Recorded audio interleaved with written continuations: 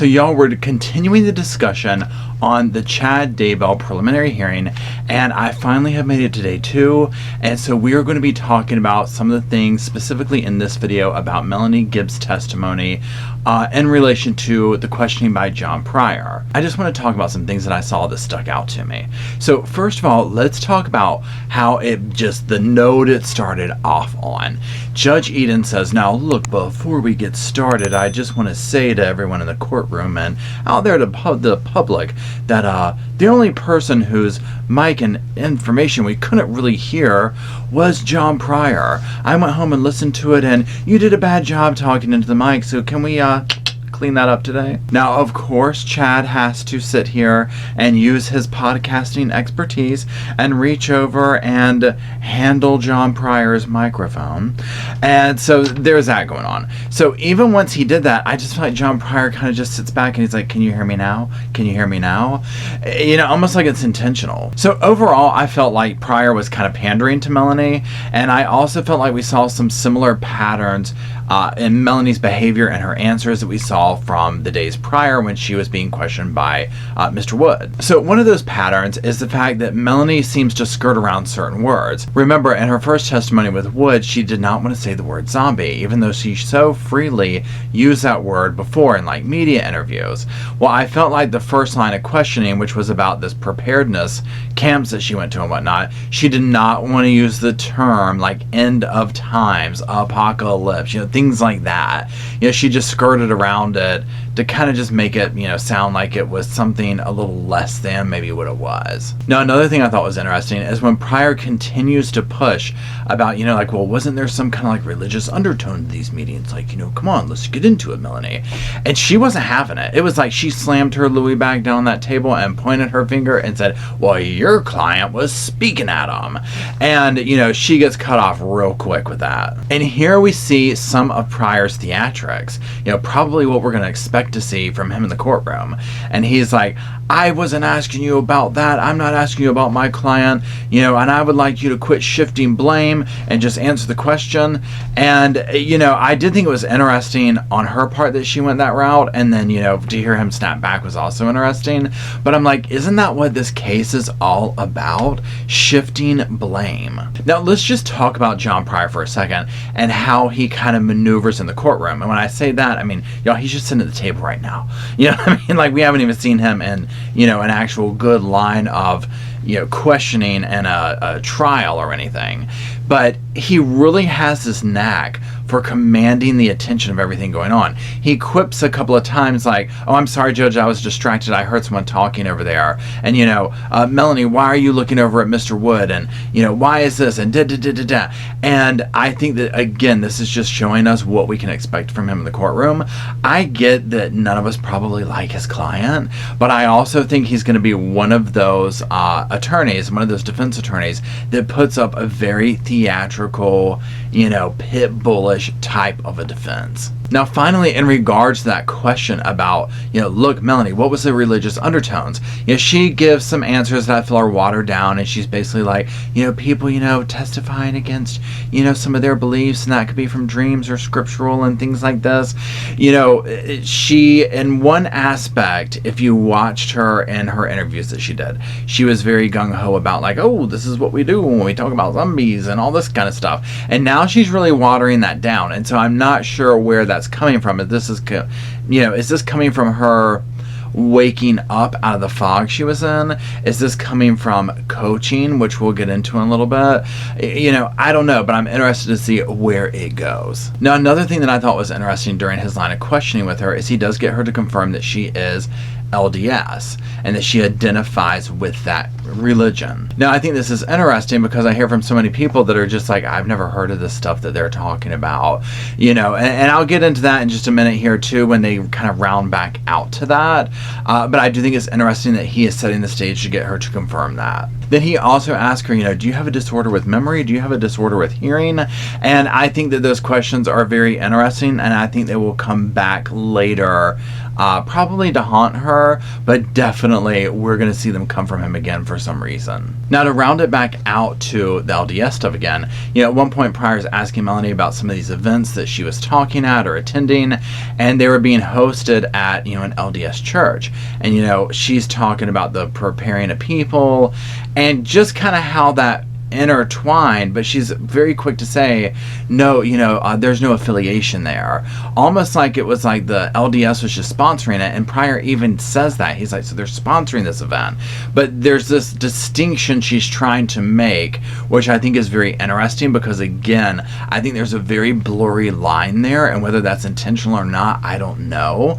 But it's coming from somewhere, and I think we'll see way more of that as this case progresses. To me, one thing I think this leads to is showing that how, whether the groups were affiliated or not, that there was recruiting being done at LDS events or at LDS churches, because clearly if Lori and Chad and all these people are still claiming they're LDS, it's just very interesting to see who is converting over to the Chad way of belief and how many people come out saying, look, I've never heard of that and I've been LDS my whole life.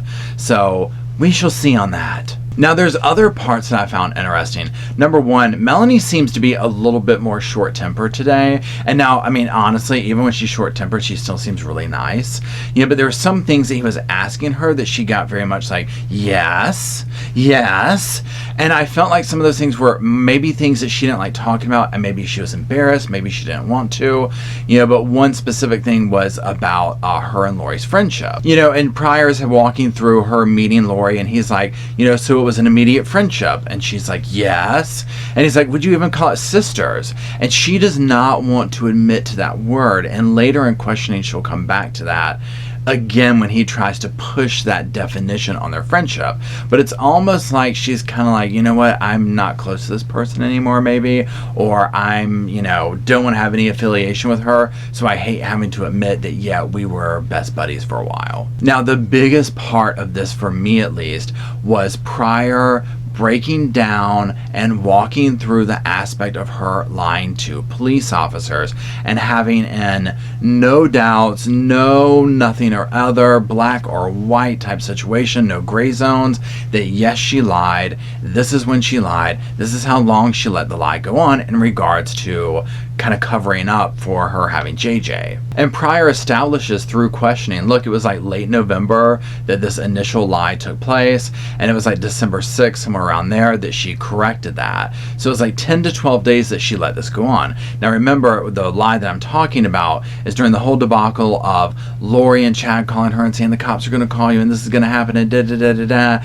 And the cops finally get up with her, she avoids them. Lori has told them that JJ was with her. And so eventually she's saying, okay, yeah, I had JJ, but he's back with Lori.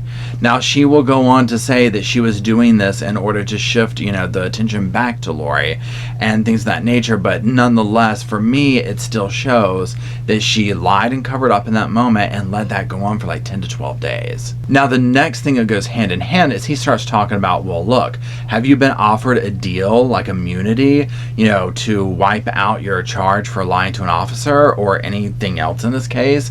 And she swears up and down, nope, I'm not represented, I don't have a deal, Mr. Wood's not offered me anything, yada yada yada. A lot of people are having a really hard time believing that, and I guess because she's almost up there incriminating herself, and it almost makes you wonder, like, why haven't they offered her something? She seems to have a lot of information, what's going on? So then Pryor's even asking her, well, like, look, you showed up to come to this hearing, so you met with Wood before this, what took place there? And she's trying to play it off like, oh no, we were just talking. And he's like, well, it wasn't about the weather. And here's the thing, what happens in a lot of these things is obviously the witnesses are going to meet with people before this takes place. They have to review documents, they have to refresh their memories, they have to have an idea of what's going to go on. So, it's kind of like, to me, like a dirty little secret where it's like, well, they're not coaching, they shouldn't be, but there is a level of, well, hey, look, this is kind of where we're going with this.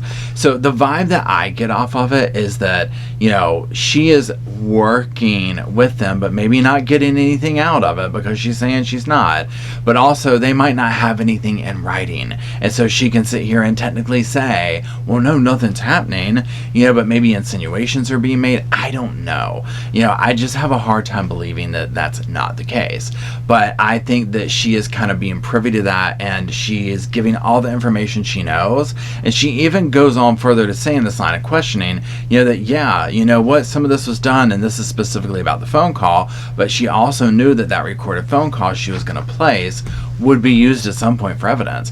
Now, she says, you know, it was for the kids, but, you know, let's be honest, and she said it too, it was to clear her name of any wrongdoing. It was to make sure she wasn't getting thrown under the bus. So I think that that is a central motivating factor in a lot of this going on. Now, side note, one thing that I think is interesting along this is a couple of times Melanie will be like, speak into your mic, please. Thank you. And I just think that that's kind of like her little dig at him almost. But I mean, let's be honest, we already established this, and so the judge, he does not know how to use that mic. Now, again, other little things come out. You know, yeah, she talks about Alex Cox's relationship with Lori. They were very close. You know, how he moved with her, so on and so forth. Now, again, at one point, Pryor circles back around to this relationship with Lori, and he starts questioning her about that, and he uses the big S word again, the sister word, and she's very uncomfortable with this, and she says, I want to, you know, describe it as that, and he's like, why? And she's like, that's a really big word, you know, it's just, it has a lot of weight to it. And so for me, I think this is very interesting that she is, you know, wanting to distance herself in that way. Now, I can 100% understand wanting to distance oneself at this point, you know, but I'm also like, well, look, this whole crowd you were rolling with, y'all were all claiming that, oh, we've lived past lives together, we've done this, we've done that. You meet somebody and after a week you get married because you've known each other for all these lives. So I'm like, why all of a sudden is it like, oh, well, saying someone's a sister is a very big word for me. You know, I can't do that.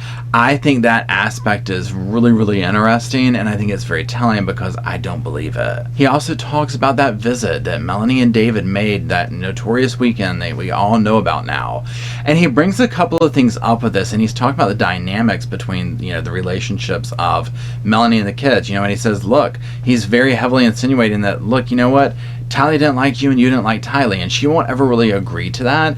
Now, I can remember from other things where, you know, Tylee was like, you know, entering that stage of life where, you know, a lot of people can be disagreeable with their parents and whatnot. It's totally normal. So that's kind of what I read into it, was maybe that was going on, but he wouldn't let it go, and there were so many objections. And finally, he's just saying things like, you know, is it true that, you know, Tylee didn't really care to be around you and you didn't really care to be around her if she was ever around, you know? And I'm just kind of like, wow, like, okay, like, we're gonna get some major tea when this goes to trial. Now, he says the same type thing with JJ, and, you know, remember, JJ is on the spectrum, so he has that going on. And, you know, Melanie was like, look, you know, JJ wasn't really responsive to me, so no, there really wasn't a relationship there. Now, another thing that I thought was interesting was he goes back to that night, the night, you know, that she saw Alex come in with JJ and he was sleeping and things of this nature. And Pryor is really bringing home that, you know, what was kind of the dynamics of the house? You know, where were you sleeping? Where was David sleeping? You know, do you 100% know JJ was in that house? Do you 100% know Alex was in the house? You know, these type things. We already know that there could be a level of everyone shifting blame to Alex. And for me, when I was listening to this, one line of, you know, of defense that I saw coming up is I was like, here you go. You know, they're going to sit here and try and blame all of this on Alex, and they're going to start picking it apart with being like, you don't even know where he was. Alex could have already had him, you know. So it's going to be very interesting to see where this goes. You know, and I'll say, watching this, you know, I've been kind of like not that patient with John Pryor. Now, I'm not saying, oh, I love him, whatever. But as far as like someone who is interesting to watch, he fits the bill. So we will have to stay tuned and see what drama he brings to the drama. Anyways, watch my other videos on this if you want to see more of my commentary and thoughts on this case or ones like it. I appreciate you watching, and I'll talk to you soon.